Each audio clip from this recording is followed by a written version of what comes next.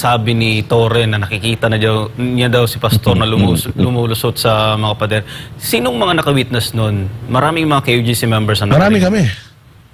Ako at saka si Coach Oli ang nandoon, pero nakunan ni Coach Oli ng sa vlog niya, kaya hinahanap namin ngayon, kinakalkal namin kasi plano namin gumawa ng ng bloopers ba. Resoluto.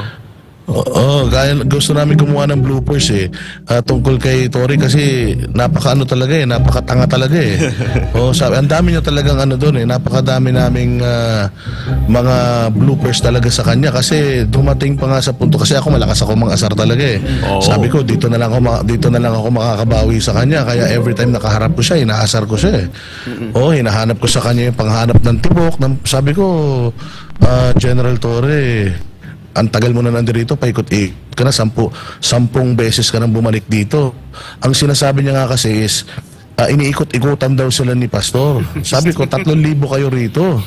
Sabi ko, 3,000 kayo. As in, harap-harapan, sabi ko sa kanya, General Torre, 3,000 kayo nandito. 75 years old na si Pastor, hindi nyo makita-kita na ikot-ikutan kayo. Sabi ko, talaga namang, ay grabe.